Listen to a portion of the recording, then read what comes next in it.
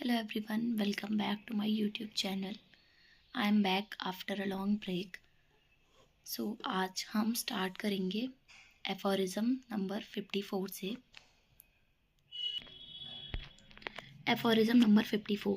This is the homeopathic way must moreover as observed above in aphorism number 43 to 49 be the only proper one because of the three possible modes of employing medicines in disease. It is the only direct way to a mild, sure, permanent cure without doing injury in another direction and without weakening the patient. तो aphorism number 54 में बताया है कि this is the homeopathic वे.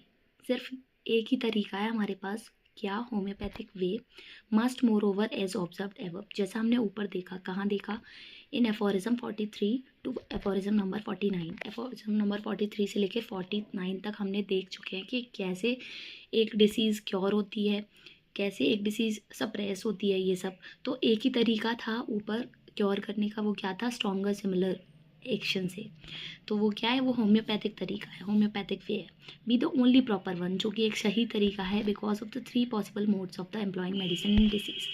और वो three possible modes कौन से हैं जो हमने एफोरिज्म नंबर 43 से 49 तक देख चुके हैं.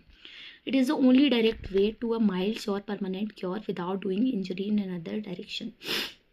यही एक डायरेक्ट तरीका है जिससे हम माइल्ड, श्योर और परमानेंट क्योर कर सकते हैं. मतलब पूरी तरह से बीमारी को ख़त्म कर सकते हैं निश्चित रूप से, और बहुत ही कम नुकसान पहुंचाए. माइल्ड ट्रीटमेंट दे सकते हैं विदाउट डूइंग इंजरी, बिना कोई इंजरी कॉज किए इन another direction.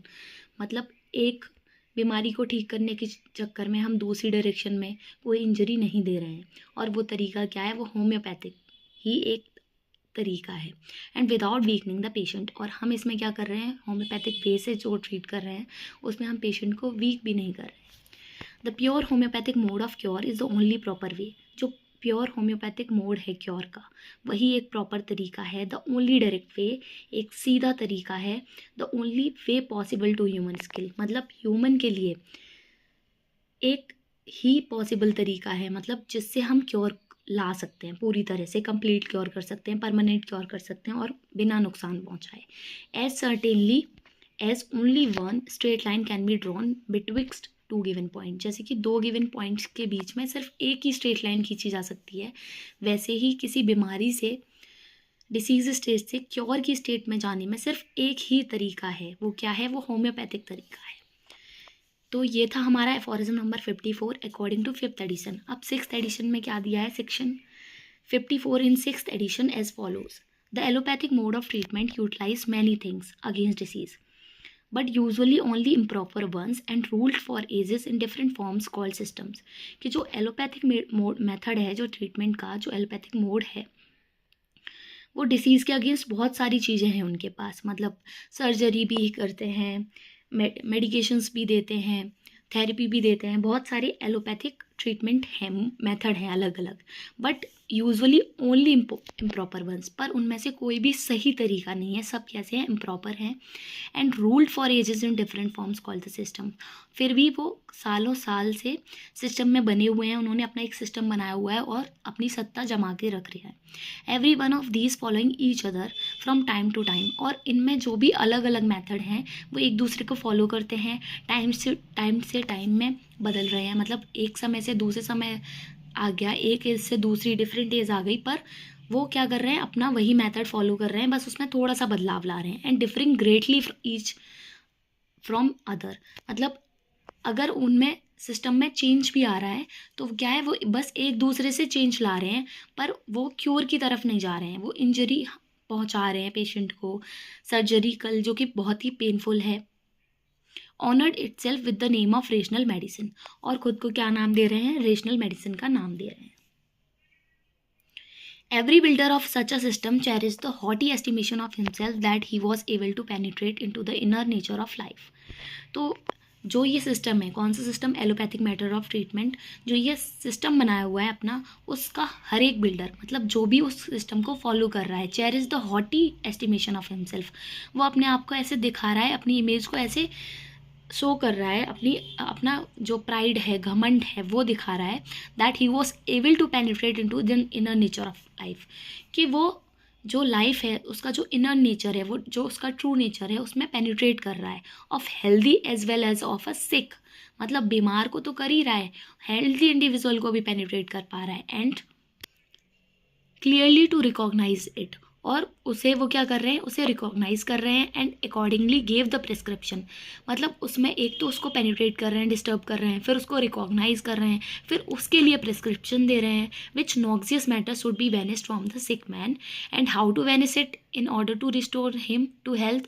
All this according to empty assumption and arbitrary supposition without honestly questioning nature and listening without prejudice to the voice of experience. और वो ये कह रहे हैं कि हम प्रिस्क्रिप्शन दे रहे हैं जिससे जो भी नॉक्सियस मैटर है, जिसे वो बैक्टीरिया, वायरस एक्सेट्रा बोलते हैं, उसे वो हटा रहे हैं सिक मैन से। और वो कैसे हटा रहे हैं, वो इसको हटा रहे हैं किस लिए, कि वो हेल्थ में रिस्टोर कर सकें एक सिक पर्सन को। पर वो ये सब कैसे कर रहे हैं, कि सिर्फ अजम्पशंस बना के, खाली सपोजिशंस, मतलब अपने मन से वो फालतू के दावे कर रहे हैं कि वो सब सही कर रहे हैं, पर वो एक्चुअल में कुछ भी सही नहीं कर रहे हैं, विदाउट ऑनेस्टली क्वेश्चनिंग नेचर। मतलब जो नेचर है उसको बिना देखे, बिना उसे क्वेश्चन किए, and listening without prejudice to the voice of experience. मतलब जो एक्सपीरियंस है, जो अनुभवी लोग हैं, उनकी आवाज़ सुने बिना, प्रेजुडिस हुए बिना, वो क्या कर रहे हैं, वो ये सब कर रहे हैं, प्रिस्क्रिप्शन दे रहे हैं, रिकॉग्नाइज कर रहे हैं, और उसे दावा कर रहे हैं कि वो एक सिक पर्सन को हेल्थ में रिस्टोर कर रहे हैं।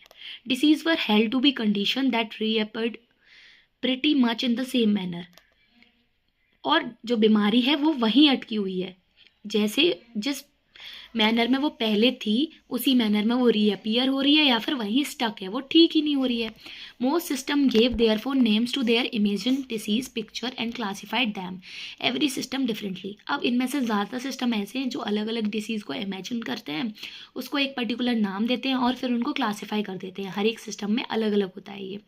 To medicine are ascribed actions which are suppose to cure this abnormal condition.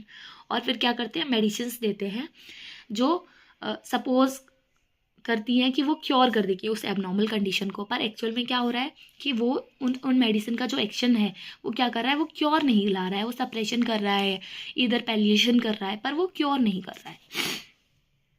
Next है फुटनोट। फुटनोट में क्या बोला है, as if in the establishment of science based only on the observation of nature and pure experiment and experience, idle speculation and scholastic vaporings could have a place.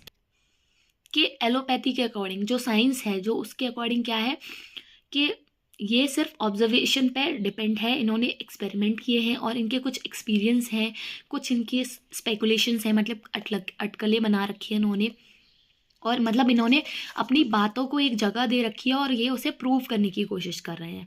Up to the most recent time what is curable in sickness वो suppose to be a material. अब ये क्या, इनके according क्या है कि जो बीमारी है या फिर जो सिकनेस प्रेजेंट है उसमें ठीक क्या करना है, इनको एक मटेरियल ठीक करना है। जैसे वायरस हो गया तो इनको वायरस हटाना है, that had to be removed, उसे रिमूव करना है, since no one could conceive of a dynamic effect of morphic agency such as medicine exercise upon the life of an animal organism। लेकिन उसका क्या है, उसका कोई भी डायनेमिक इफेक्ट नहीं है, उस जो भी मॉर्फिक एजेंसी है उसका, तो ये मेडिसिन किस पर दे रहे हैं, to fill the measure of self infatuation to overflowing here were mixed very lonely constantly more indeed many different medicine in so-called prescription to be administered in frequent and large doses and thereby the precious easily destroyed human life was endangered in the hands of these perverted ones। अब ये क्या कर रहे हैं, इन्होंने क्या किया, इन्होंने पहले सिकनेस को माना कि सिकनेस क्यों है, क्योंकि एक मटेरियल है, उसे हटाना है, और उसे कैसे हटाना है, मेडिसिन देकर। तो वो मेडिसिन देकर क्या कर रहे हैं, अपने घमंड में आकर, अपने उसमें आके खुद को सेटिस्फाई करने के लिए क्या कर रहे हैं, बहुत लार्ज डोजेज में अलग अलग मेडिसिन दे रहे हैं, मैनी प्रिस्क्रिप्शंस दे रहे हैं, बहुत फ्रीक्वेंटली दे रहे हैं, जिससे क्या हो रहा है कि जो ह्यूमन लाइफ है उसको खतरा हो रहा है, वो जो ह्यूमन का जो वाइटल फोर्स है वो डिस्ट्रॉय हो रहा है, उसकी एनर्जी डिस्ट्रॉय हो रही है, उसका इम्यून सिस्टम वीक हो रहा है। और ये सब किसके हाथ में, इन जो ये परवर्टेड एलोपैथ्स हैं या फिर रेशनल सिस्टम जिसे बोला है इन्होंने, रेशनल सिस्टम ऑफ मेडिसिन, उसके जो लीडर्स हैं जो बिल्डर्स हैं वो क्या कर रहे हैं, ये डिस्ट्रॉय कर रहे हैं ह्यूमन लाइफ को, specially so with seton, venesection, emetics, purgative, plasters, fontanel and cauterization. और इसके लिए ये अलग अलग मेथड्स यूज़ कर रहे हैं, अलग अलग तरह की मेडिसिन यूज़ कर रहे हैं, जैसे परगेटिव्स हो गए, प्लास्टर्स हो गए, फेंटनेल्स हो गए, कॉटराइजेशन करके क्या कर रहे हैं, ये सप्रेशन कर रहे हैं और जो ह्यूमन का जो फोर्स है, वाइटल फोर्स है, जो उसकी एनर्जी है, जो ह्यूमन लाइफ है, उसे और खतरे में ला रहे हैं। तो ये था हमारा एफोरिज्म नंबर 54। अगर आपको वीडियो पसंद आई हो तो लाइक करें, चैनल को सब्सक्राइब करें और कोई भी क्वेरी है तो कमेंट सेक्शन में पूछ सकते हैं। Thank you for watching.